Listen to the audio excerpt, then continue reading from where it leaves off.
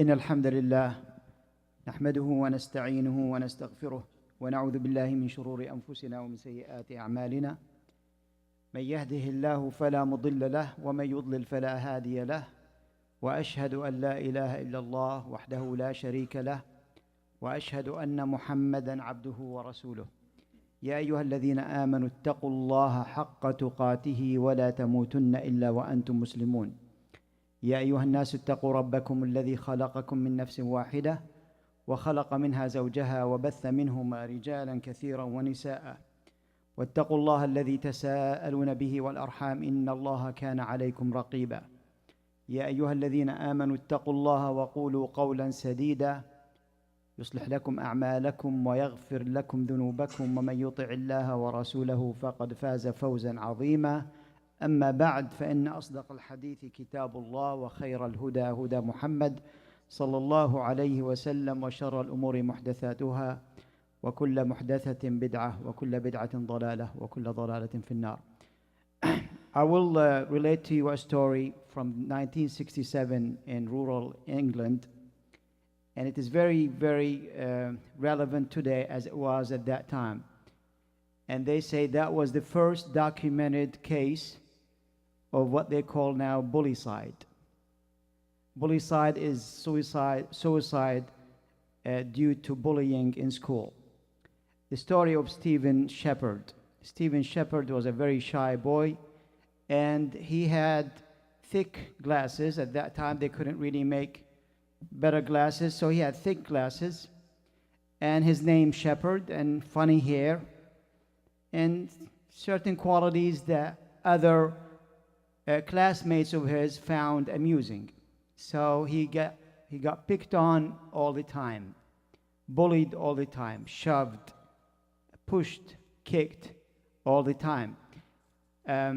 His daily routine at school was nightmarish, and his life was unbearable. He couldn't find any joy in going to school at all, but then he had to go to school. And bullied all the time, kicked, made fun of his glasses, made fun of his name, because Shepherd, the one who takes care of sheep. To them, it was probably low-class career. So even that, they made fun of. And to him, it was a complete nightmare just going to school. I don't know how he could even learn anything in that environment. So one day, his sister, who goes to the same school, had a field trip. And somehow he squeezed in. He managed to go in with her. They had an extra seat on the bus, so he managed to go with her. He wasn't invited, but he managed to go. And they went to a strawberry field.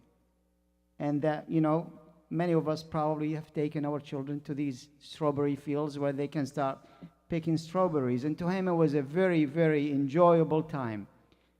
He was very happy to have been able to experience that and pick strawberries. And his sister says, later on she says, that I wish I could freeze the moment for him so he can experience happiness for a longer time. She wished she could freeze the moment for him. Long story short, he goes back to school, and he experiences the same bullying again. The same thing goes on again. But he had already tasted the joy of being happy. So one rainy day, he skips school, and he walks to that strawberry field. And he throws himself inside a ditch right next to the strawberries, and he embeds himself in that ditch that was half full with water. He throws his glasses, the cause of his misery, and he rests there in peace. He drowns himself to death.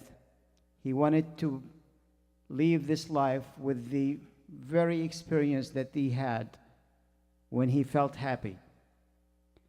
That might be a very, very extreme ending for bullying, but bullying was the reason why Stephen Shepard committed suicide. And suicide is now, there has been many statistics where there are children who committed suicide. 11 years old just recently committed suicide. And we have here in Texas, David Molak, who also committed suicide because of what they call cyberbullying. He committed suicide because he couldn't bear the way they treated him. And for a long time, he was being bullied, and his parents had to move him from San Antonio to another town, but still, the bullying continued through social media. And finally, with the advice of his bulliers, his attackers, his cyber attackers, he took his own life and killed himself. So this happens, and it is an epidemic. There are some misconceptions that we sometimes actually as adults, don't tell me that you never experienced bullying. I myself here experienced bullying. I was a victim of bullying at one point in my life, and I had to leave the school and go to another school because of it. It is real, and it is difficult, and it causes anxiety, and it causes difficulty in your life. I didn't think of killing myself because that was not an option. But don't tell me that you're immune to it. Don't tell me that one of you was not a bully yourself. And don't tell me that you were not victimized by bullies at school. You're Muslims, we are a Muslim community. We face the same problems that we have in society. If society has bullying, we have bullying. And we have the reasons why we can produce bullies as well, and why we can be victimized by bullies as well. But now we want to deal with it where our children are safe. Our children do not experience it, do not have the agony of experiencing it. And that our children can open up to us and can talk to us very frankly about it, and we can put a heavy hand on it. Anyway, the misconceptions that we have about bullying, the first one is it only occurs to children. But that is not true.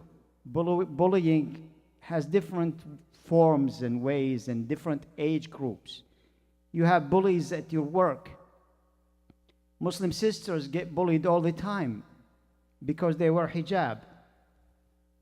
In their workplace, they get made fun of. That is bullying. We may not think it's bullying. It started at an early age, and those who had not been dealt with, they continue to do it as they grow up in college. What do you think fraternities do? Alpha, Sigma, whatever, Greek alphabet they want to put on it. What do you think they do?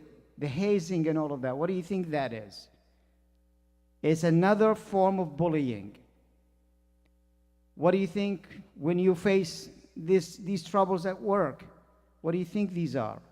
So, we do it to each other as well in the name of joking. Oh, we're joking. But it's okay to put you down and speak bad about you and bully you if it's just a joke. That is a misconception. If it is not comfortable, if it hurts you, it's wrong. So it stops right there. That's number one.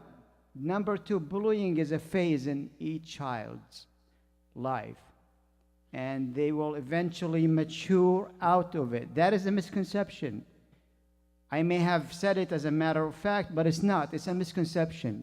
No victim of bullying will mature out of it and will grow out of it. It will affect them, and it will have continuous, permanent psychological and mental consequences that has to be dealt with at an early age before it turns into that. So it's not just as simply something that it is a part of a child's nature, part of growing up, part of manning up and becoming a man. No one should ever experience something like this. Number three, it is only physical. They say it's only physical. That if your child doesn't have bruises, he's not being bullied. Or if there's no black eye, or there's no pain, it's not only physical. Maybe boys do some of the physical bullying, pushing and shoving and kicking and all of that, but bullying has different forms. You have the physical one, the old, historical one, and the second one is the verbal one. And girls mostly use that kind. They're very good at it. And it has different forms. Verbal. It could be by using what they call relational pressure, like a relationship. You're not my friend, and that's a form of bullying. Ostracizing and backbiting, gossiping, and all of that. Verbal. Allah subhanahu wa ta'ala spoke against this. Not to mention that the physical one is spoken against very clearly when the Prophet sallallahu alaihi wasallam said, كل المسلم على المسلم حرام دمه وماله وعرضه, that a Muslim is inviolable, that his property, his blood, his body, his property, his honor are inviolable. They cannot be violated. You cannot hit someone. You cannot attack someone, assault someone. And also you cannot backbite someone or gossip about someone or lie about them. And Allah subhanahu wa ta'ala said it very clearly in Surah Al-Hujurat. He says, يَا أَيُّهَا الَّذِينَ آمَنُوا لَا يَسْخَرْ قَوْمٌ مِّن قَوْمٍ عَسَىٰ أَن يَكُونُوا خَيْرًا منهم ولا نساء من نساء عسى أن يكن خيرا منهن ولا تلمزوا أنفسكم ولا تنابزوا بالألقاب بئس الاسم الفسوق بعد الإيمان ومن لم يتب فأولئك هم الظالمون. Allah called them the oppressors. And the translation, O you who believe,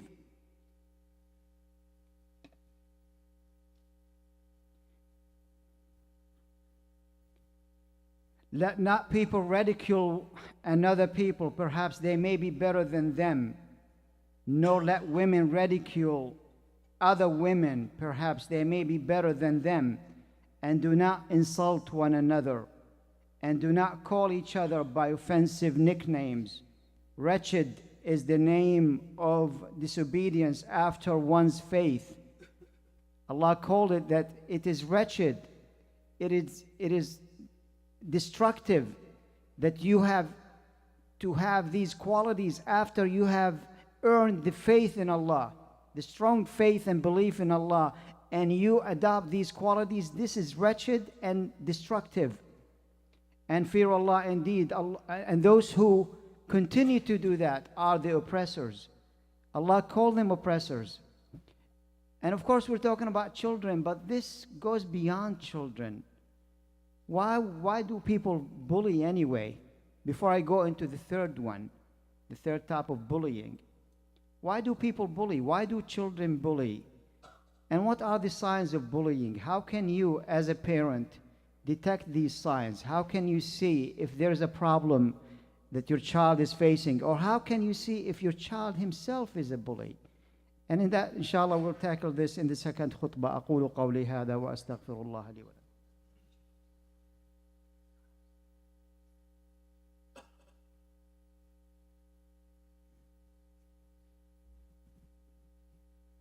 الحمد لله والصلاة والسلام على رسول الله وعلى آله وصحبه ومن والاه. First of all, how can you find out if your child is being victimized by bullying? What are the signs? Most of the time, actually, for a parent, your child, especially in middle school, they will not come and tell you. They will not. It is frowned upon. They will be even picked on more. And they will be victimized even more. So sometimes they're really suffering in silent. They're suffering silently. They go close their room and they start crying. If you see your child reluctant to go on the bus, you have to investigate beyond that. oh, today I don't feel like going on the bus. Maybe one day is fine, but second, third, and fourth time, then you have to start finding out why your child is not going on the bus. If you see your child's grades are going down, or if you see some type of, anxiety behavior with your child, depression, going in the room and closing the room, not eating enough, having nightmares, and definitely if you see bruises, of course. But those children who are exposed to verbal and emotional bullying and abuse will not exhibit physical, but it will all be mental and emotional. If you see them, all of a sudden your child is not happy anymore. They're complaining about certain things, but in actuality, there is an underlying cause for their complaints. You cannot talk to them. They shut off. You have to investigate. You have to find out. No one here wants their child to be exposed to something like this. And if you don't deal with it, honestly, it will turn into a horrible consequence. And I'm not saying suicide, but suicide is something that happens. When I went and researched, there are so many of the children that committed suicide, 11 years old, hanging herself because of bullying. It happens. You could say, what could be said to a child that will make them commit suicide? You don't know. You don't know what's in that child's mind. You don't know how vicious children are sometimes, the bullies are sometimes. When they go after one person, they'll make their life hell. So you have to detect that, and it's serious. A lot of you are silent here, but if you think about it, it is a really serious epidemic in our society. And look at the society with the Islamophobia and all the things. Your child's name is Muhammad. He will be bullied. That's by de facto. It's like by default, he will be bullied. Your daughter is wearing hijab in public school. She will be bullied unless there's a way to deal with it. So you have to really discuss this. Have a conversation with your child about this. And open that channel between you and your child. Have that friendly relationship. Try to make them speak and talk. And one horrible thing that you could do to a child is when you don't believe them. A child may come to you and say, I've been touched in the wrong way. This teacher did that to me. And you don't believe her or don't believe him. That is wrong. Because no child will come up with something like this or lie about something like this. And they won't come and tell you until it has become very difficult for them. So always sense these signs, look at them, and try to investigate. Do your homework. Now, how can you find out if your son is a bully? Sometimes you don't know. Well, let me tell you, bullies come out of environment that is bullyish. To be frankly spoken, if your home is based on violence, if you're not, and I'm not saying any one of you is like this, I'm just saying generically, if the house is based on domestic violence, if hitting and beating is the norm, if you are loud at the house and you're aggressive and you have anger issues, your boy will be like that too. He may exhibit certain anxieties in front of you. He may be having what they call deficit attention disorder or attention deficit disorder, or he may have certain things that are not normal, but see what your child is doing. And when the school comes and tells you your child is a bully, believe them and try to handle it. And believe me, bullies need more help sometimes than the victims. You could easily probably deal with the victim if it is an early incident, but with the bully, you need to work on them. They need to go and really have certain therapy and counseling being helped at the house, at the home itself. They need a stability in the home.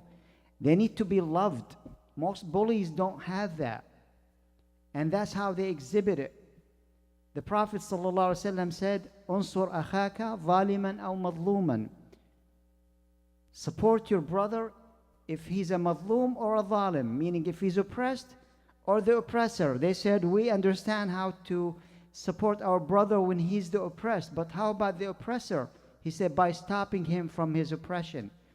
And I add to that, by finding out why they're oppressing others, why they are bullying others, victimizing others, and try to solve the problem from the beginning before it becomes into a problem that can affect their life. A bully's life is horrible after that. And with this environment that we live in, that bullies get to become presidents after a while, get to be elected, get to speak about all kind of things that are so horrible and not accepted. What do you think our children is going to be? Racism and racial slurs have become normalized in this time and age that we live.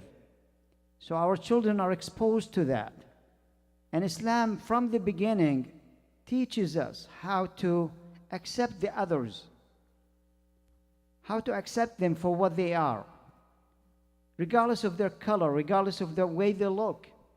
That I don't have to be picked on because I have a funny face, for example, or funny glasses, or I have braces on my teeth, or whatever reason that kids are being picked on.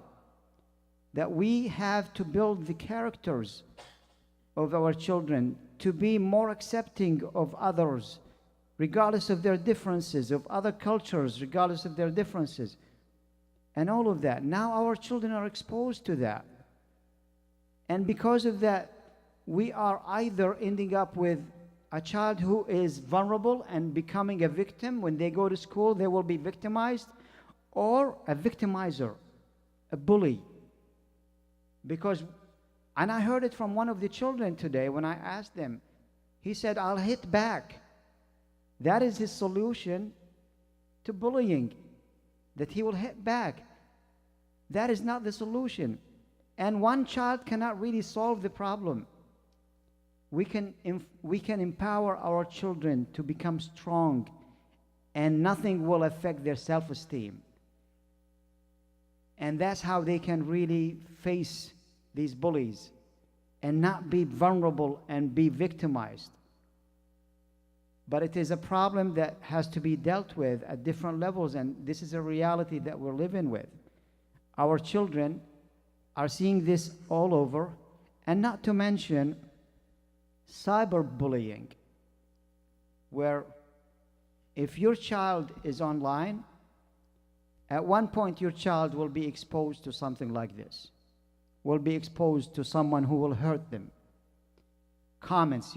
I see an article, which is a normal article, and try to read the comments, like 100 comments. Imagine your child is reading these comments. I am burning just reading these comments.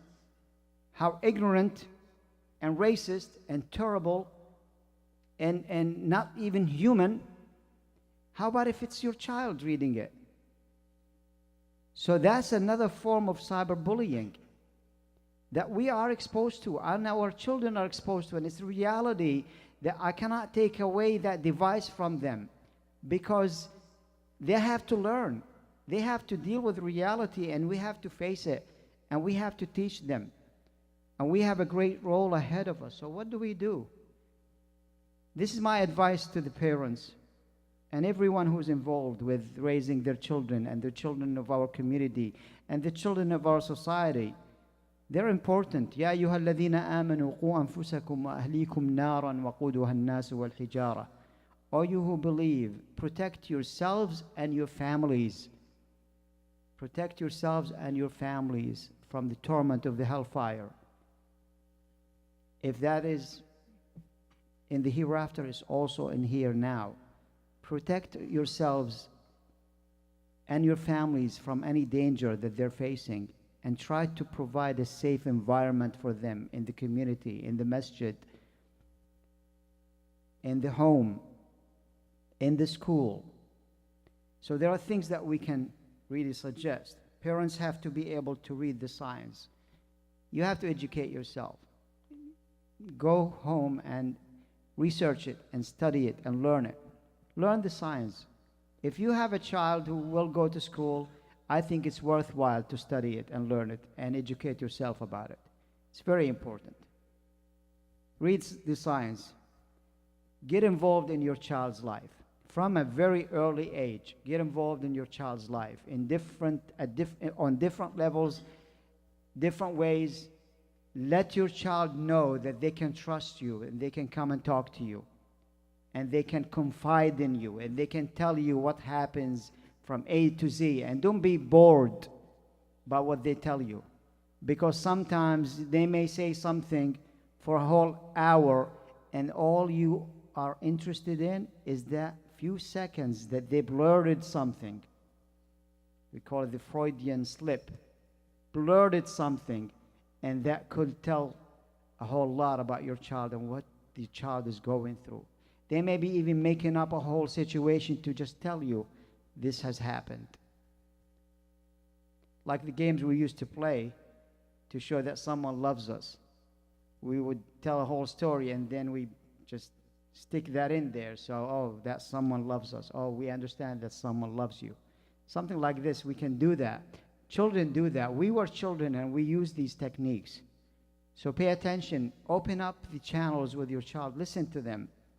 Do not ignore the situation. Some people say, we'll ignore it. If it happens once, it's okay, ignore it. Those children who committed suicide, their mistake is that they ignored it. And probably their parents ignored it as well. Children need to be taught not to act violently and to be empowered. Empower your child, regardless of whether they make B or C or A. If they make C, make it feel like it is the most wonderful thing that they made. Let them know that this is amazing. But we always make fun of our children sometimes when they fail. No, let them fail, and the best idea is to pick them up again. My child had 70%. So what? Great, 70 is good.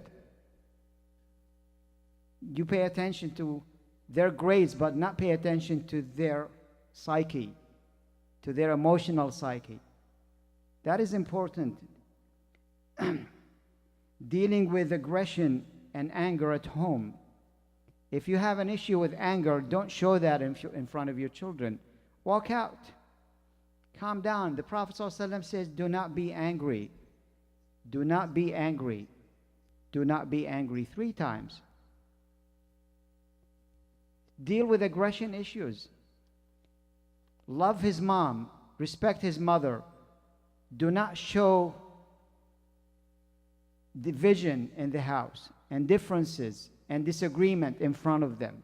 So they'll know that they are in a safe house, that my mom is not going to leave my dad, or my dad is not going to leave my mom, that they will always be there for me. Let them know that. Sometimes you get into a middle age and you get fed up by your spouse. Let that be away from your children and let them see a beautiful home. Even, I know it is horrible to act that way, but no, make it where it is the truth. You will eventually work it out. Believe your child. Never ever disbelieve your child. Even if he tells a lie in the beginning, he may teach him not to tell a lie, but then believe them, especially when it comes to issues that are very personal. Believe them. And get involved in your child's school, with your child's teacher. Have his email or her email. Converse with them all the time. Be involved with the parent-teacher organization, where you get to go to the meeting and you get to make decisions as well. And finally, our teachers, if we have Islamic schools, they need to get involved in educating themselves about these issues. They're very important because it happens in the school. And educate yourselves about this as a parent, as a teacher, and there's nothing wrong in being open with your child about these issues. Like the teacher can also speak about it in the classroom so that the students will know where the problem is and that there is a mechanism and a policy in place. All of this can protect our children. My whole khutbah today is actually how to provide a safe environment for our children so they can learn and become good characters in the society, and that they will not produce the next Trump, if you know what I mean. اللهم اقسم لنا من خشيتك ما تحول به بيننا وبين معصيتك ومن طاعتك ما تبلغنا به جنتك ومن اليقين ما تهون به علينا مصائب الدنيا ومتعنا اللهم بأسماعنا وأبصارنا وقواتنا أبدا ما أبقيتنا واجعله الوارث منا واجعل ثأرنا على من ظلمنا وانصرنا على من عادانا اللهم لا تجعل مصيبتنا في ديننا ولا تجعل الدنيا أكبر همنا ولا مبلغ علمنا ولا إلى النار مصيرنا واجعل الجنة هي دارنا برحمتك يا أرحم الراحمين وأقم الصلاة.